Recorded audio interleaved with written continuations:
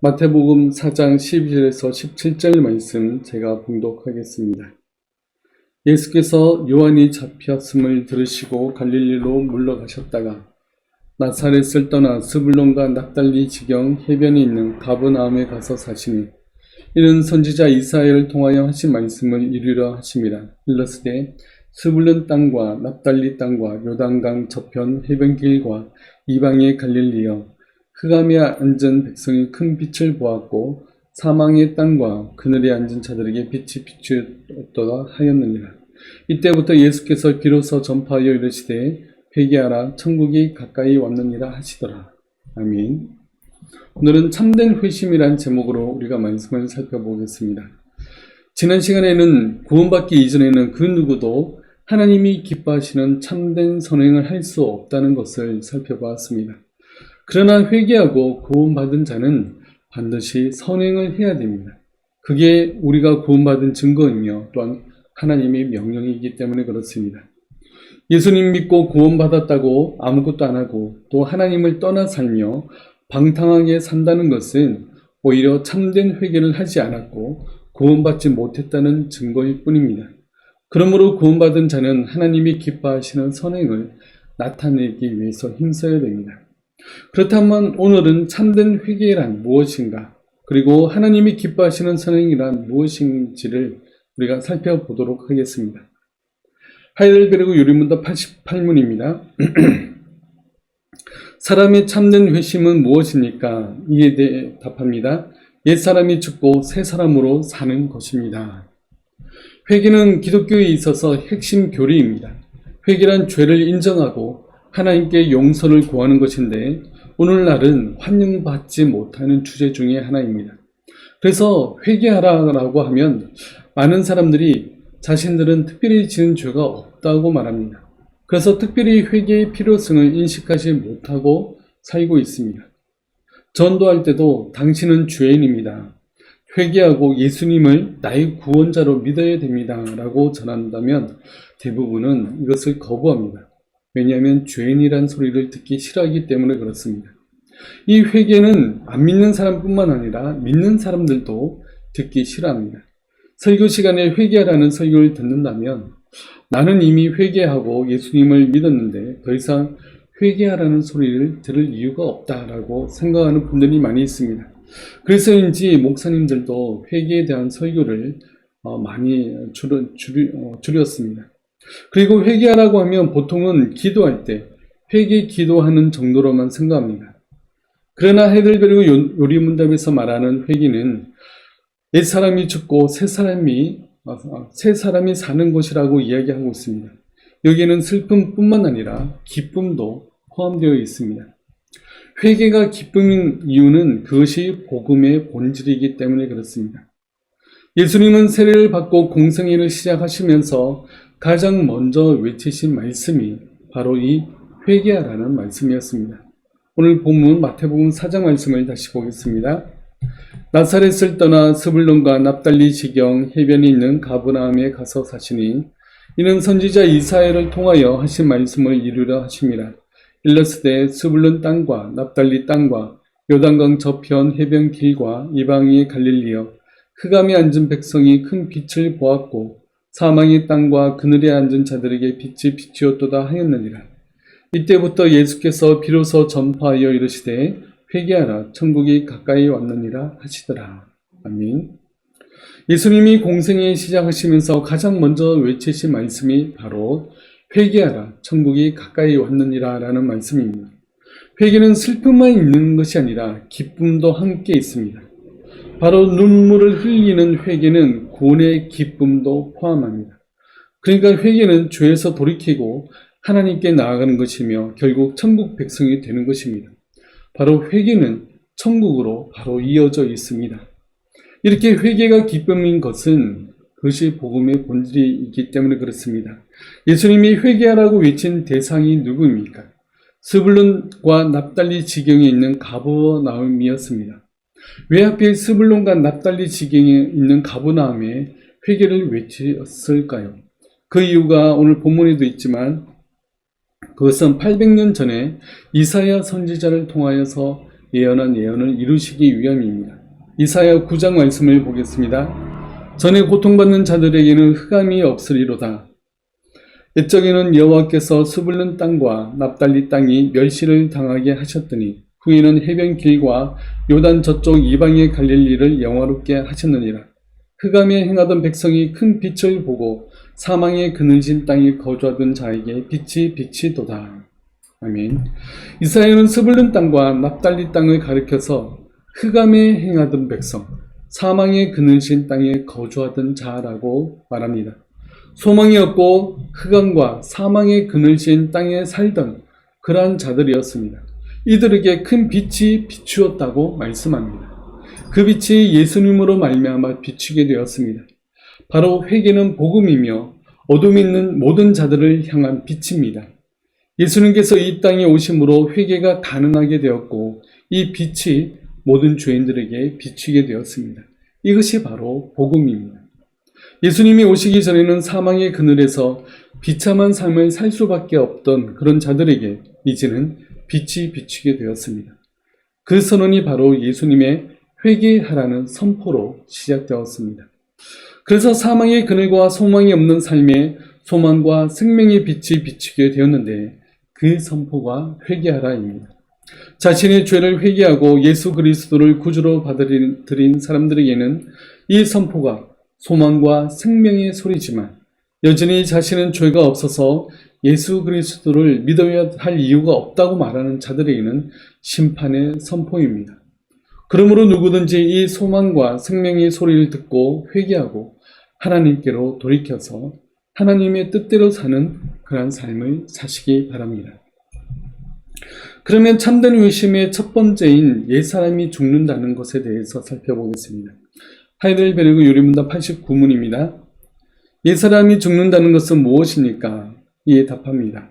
우리가 우리의 죄로 하나님을 진노케 한 것에 대해 진심으로 슬퍼하는 것으로 점점 죄를 싫어하여 죄로부터 멀리 도망하는 것입니다. 참된 회심의 첫 번째는 옛사람이 죽는 겁니다.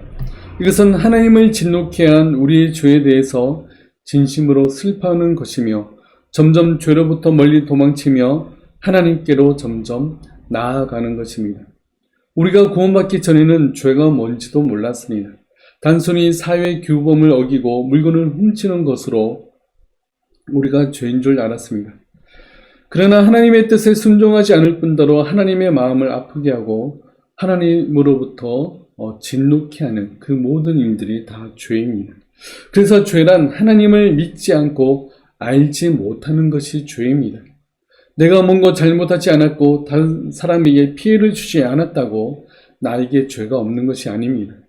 그렇게 하나님을 믿지 않는 사람은 그 자체로 죄인이며 모든 말과 행동과 생각이 하나님을 적대할 수밖에 없는 그러한 존재인 것입니다. 그래서 회개한다는 것은 하나님을 진노케 한 그 죄가 무엇인지 깨닫는 데에서부터 출발합니다. 내 죄로 말미암아 예수님께서 십자가에서 죽으실 수밖에 없다는 사실을 알고 이제 죄를 미워하고 싫어하고 점점 멀리 하는 것이 참된 회심입니다. 여전히 죄를 즐기고 죄에서 떠나기를 싫어한다면 그 사람은 참된 회심을 하지 않았다고 볼 수도 있습니다. 단순히 회개 기도하는 것으로 내가 참된 회심을 했다고 볼 수가 없습니다. 점점 자신의 죄를 미워하고 싫어하고 그 죄에서 멀리 떠나야 됩니다. 그래서 하이델베르그 요리문답 부분에서는 점점 죄를 싫어하며 죄로부터 멀리 도망치라고 말씀하고 있습니다. 도망치기 위해서는 자신의 의지와 노력이 필요합니다. 단순히 회개 기도하는 것으로 끝나는 것이 아니라 자신의 모든 삶 가운데서 죄를 발견하면 그것으로부터 도망치기를 애써야 됩니다. 그렇지 않으면 다시금 죄 가운데서 허우적거리는 자신을 발견하게 될 것입니다. 이것이 죄라는 것을 안다면 적극적으로 그 죄에서 멀리 도망치시기 바랍니다. 그렇지 않으면 우리는 죄의 늪에 다시 빠지게 되고 하나님을 배반하고 죄악을 즐기게 될 수도 있습니다. 구약에서 이스라엘 백성들이 그러했습니다. 하나님은 그들을 도우셔서 모든 어려움과 또 적들로부터 구원해 내셨습니다. 광야 가운데서도 그들을 입히시고 먹이시고 그리고 인도해 주셨습니다. 그렇게 하나님의 은혜를 받아 누리면서도 그들은 점점 그 은혜를 망각하고 죄 가운데 빠져들고 하나님을 등 뒤로 던져버렸습니다. 우리 역시 그러한 교만한 마음을 품지 않도록 힘써야 됩니다. 죄가 우리를 얼마나 비참하게 만드는지를 우리가 다시금 생각하고 죄로부터 멀리 도망치며 오직 하나님을 향해서 적극적으로 나아가시기 바랍니다. 참된 회심의 두 번째 내용을 살펴보겠습니다. 하이델베르그 요리문답 90문입니다. 새 사람으로 산다는 것은 무엇입니까? 이에 답합니다. 그리스도로 말미암아 하나님 안에서 갖는 진심 어린 기쁨으로 사랑과 즐거움으로 하나님의 뜻에 따라 모든 선행을 하며 사는 것입니다.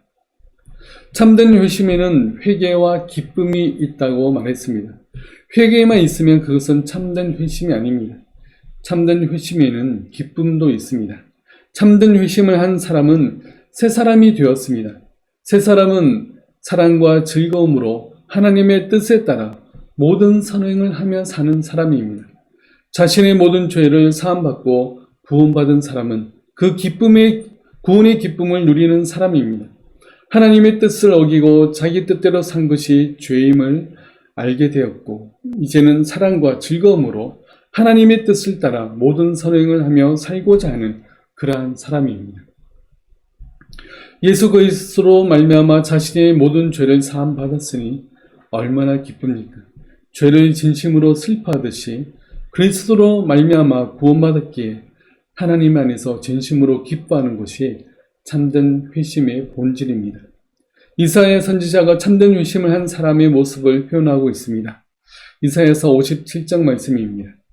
지극히 존귀하며 영원히 거하시며 거룩하다 이름하는 이가 이와 같이 말씀하시되 내가 높고 거룩한 곳에 있으며 또한 통회하고 마음이 겸손한 자와 함께 있나니 이는 겸손한 자의 영을 소생시키며 통회하는 자의 마음을 소생시키려 함이라. 아멘. 통회하고 마음이 겸손한 자, 곧 참된 회개를 한 사람은 마음과 영이 소생되어 기뻐하는 마음으로 바뀝니다.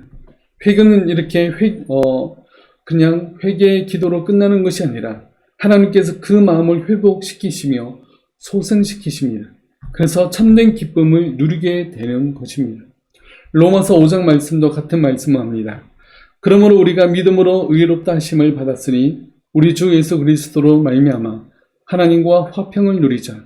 또한 그로 말미암아 우리가 믿음으로 서 있는 이 은혜에 들어감을 얻었으며 하나님의 영광을 바라고 즐거워하느니라. 아멘. 우리가 회개함으로 죄사함 받고 우리는 의롭다 하심을 받았습니다. 이제는 하나님과 화평을 누리며 그 은혜에 들어감으로 말미암아 하나님의 영광을 바라며 즐거워하게 됩니다.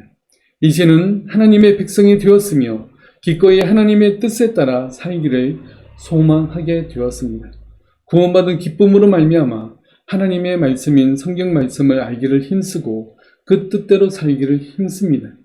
이게 바로 참된 회심으로 말미암아 기쁨 가운데 사는 사람의 특징입니다. 특히 삭개오가 그러했습니다. 세리장이었던 삭개오는 많은 부를 누렸습니다. 그러나 사람들에게서 세금을 걷어들이는 일이라 많은 사람들이 삭개오를 싫어했습니다. 그래서 그는 외로웠습니다. 그런데 어느 날 예수님이 그 지역으로 지나간다는 말을 듣고 예수님이 어떤 사람인가 싶어서 궁금했습니다. 그래서 예수님을 보기 원했는데 이 삭개오는 키가 매우 작았습니다. 그래서 사람들 틈에서는 예수님을 볼 수 없어서 나무 위에 올라갑니다. 그리고 지나가는 예수님을 봅니다. 그러자 그 삭개오를 보며 예수님이 말씀하십니다. 누가복음 19장 말씀입니다. 예수께서 그곳에 이르사 쳐다보시고 이르시되 삭개오야 속히 내려오라. 내가 오늘 네 집에 유하여야 하겠다 하시니 급히 내려와 즐거워하며 영접하거늘 뭇 사람이 보고 수군거려 이르되 저가 죄인이 집에 유하려 들어갔도다 하더라. 삭개오가 서서 주께 여짜오되 주여 보시옵소서. 내 소유의 절반을 가난한 자들에게 주겠사오며 만일 누구의 것을 속여 빼앗은 일이 있으면 내 값절이나 갚겠나이다. 삭개오는 예수님을 만나고 회개했습니다. 그러면서 그는 참된 기쁨을 발견합니다. 그러면서 내 소유의 절반을 가난한 사람들에게 나눠주겠습니다 라고 얘기하면서 만약 다른 사람의 것을 빼앗은 일이 있다면 4배나 갚겠다고 말합니다. 자신의 소유 절반을 가난한 사람을 위해서 내놓겠다는 것은 사실 대단한 결심입니다. 만약 지금 가진 재산을 팔아서 그 절반을 가난한 사람을 위해서 내놓는 사람은 오늘날 사실 별로 없습니다. 그러나 회심하면 가능합니다. 또 속여서 빼앗은 일이 있다면 4배로 갚겠다고 말합니다. 억지로 한 일이 아닙니다. 예수님을 만나고 회개하고 그리고 구원의 참된 기쁨을 맛보았기 때문에 가능한 일입니다. 이렇게 참된 회심을 한 사람은 회개 기도만 하는 사람이 아니라 그 삶이 변화되어서 기쁨을 누리면서 하나님의 영광을 위해서 사람으로 변화됩니다. 삶에서도 분명한 변화를 보이는 것입니다. 이렇게 진정한 회심은 돌이키는 일입니다. 죄악을 행하며 하나님을 믿지 않고 살았던 사람이 이제는 죄를 알게 되고 회개함으로 말미암아 그 죄로부터 돌아서서 하나님을 향하여 나아가는 것이 바로 회개입니다. 죄로부터 돌이키지 않고서는 절대 하나님을 따르는 것이 불가능합니다. 또 회개했다고 하면서 하나님의 뜻을 쫓아 나아가지 않는 것도 불가능합니다.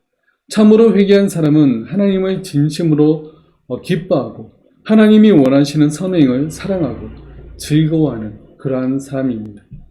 그렇게 하나님의 뜻대로 살기를 힘쓰며 하나님이 원하시는 삶을 사는 것이 성경에서 말하는 선행입니다. 그래서 그 다음 질문은 선행에 관한 질문입니다. 하이델베르그 유리문답 91문을 보겠습니다. 그러면 선행은 무엇입니까? 이에 답합니다. 참된 믿음으로부터 나오는 것들만 선행인데 하나님의 율법에 따라 그의 영광을 위해 행해져야 하고 우리의 생각이나 사람들의 재정에 근거하지 않아야 합니다. 성경에서 말하는 선행은 참된 믿음으로부터 나오는 것들입니다. 그리고 하나님의 율법에 따라서 그의 영광을 위해서 행해져야 됩니다. 그러니까 선행은 내적으로는 믿음에 근거해야 되고 외적으로는 하나님의 말씀에 근거해야 됩니다. 자신의 생각이나 사람이 만든 계명이나 규칙에 근거한 것은 성경에서 말하는 선행이 아닙니다. 아무리 규칙이 좋고 인간의 눈에 보기에 좋은 것이라 할지라도 말씀에 근거하지 않는다면 그것은 선행이 아닌 것입니다. 그래서 하이델베르그 요리문담은 선행에 대해서 3가지로 정리하고 있습니다.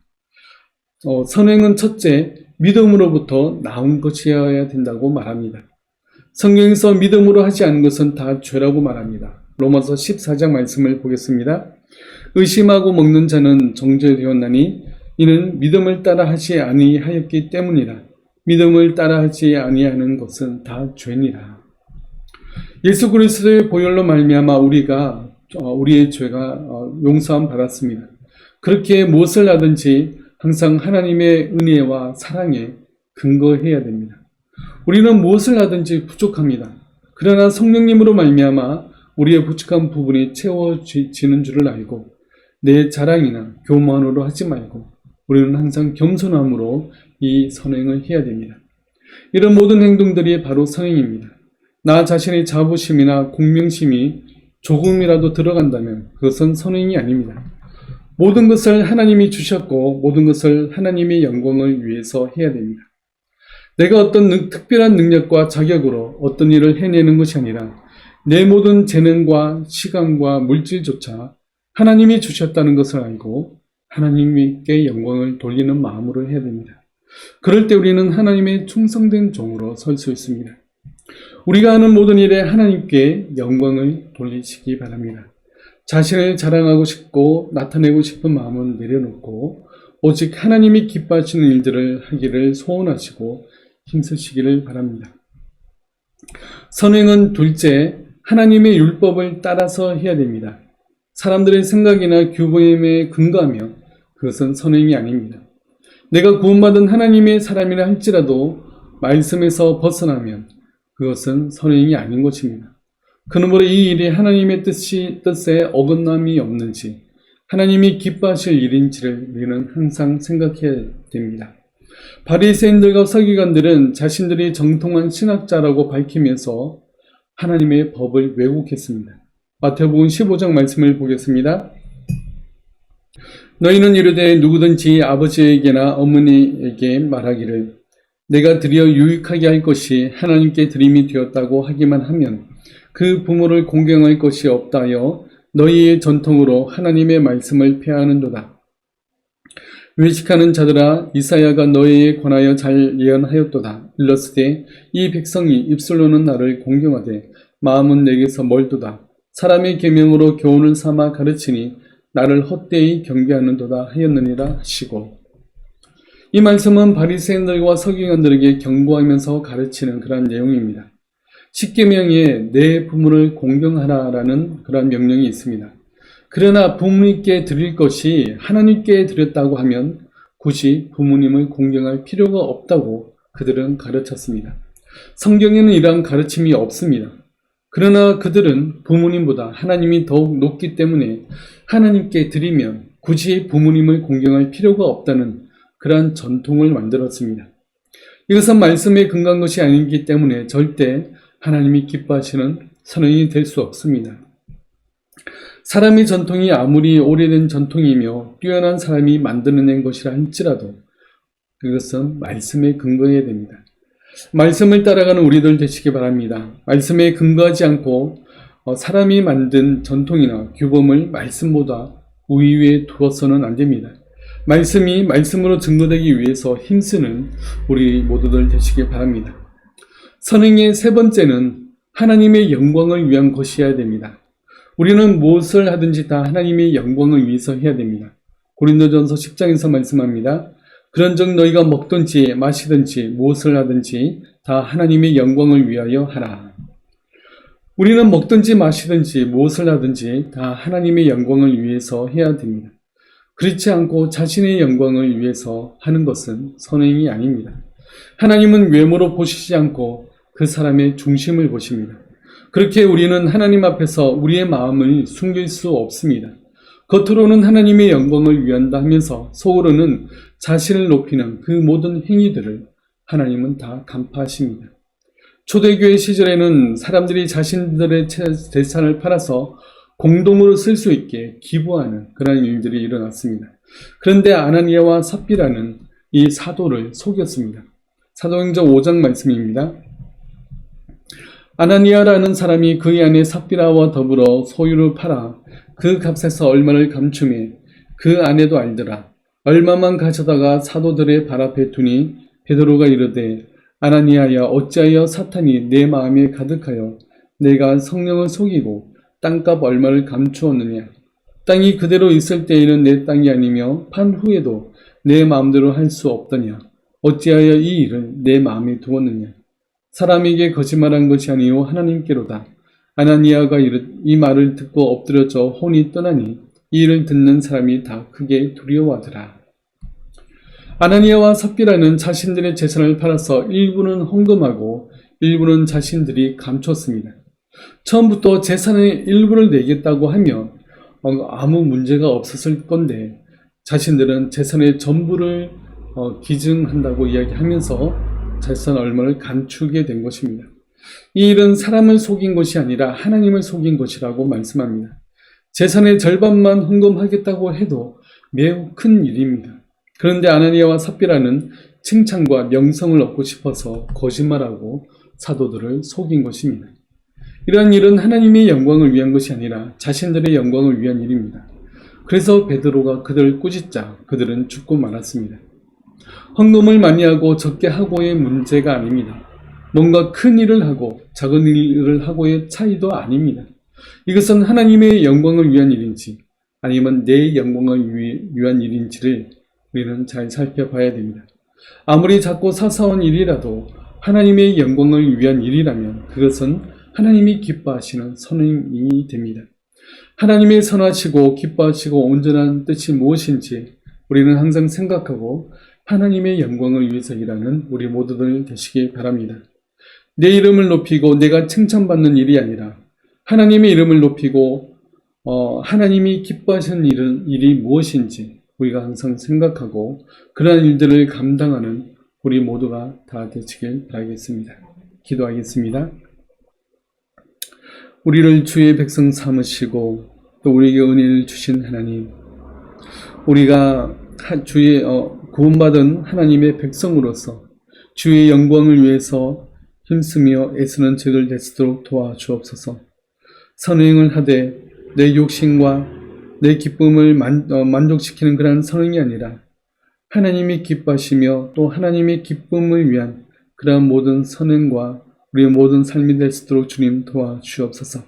그리하여 하나님의 이름만 온전히 드러내며 높일 수 있는 우리 모두가 될 수 있도록 도와주시옵소서.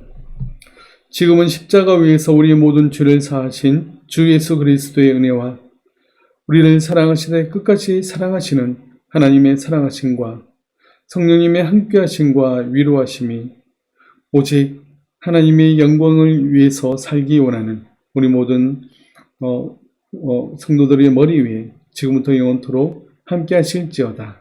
아멘.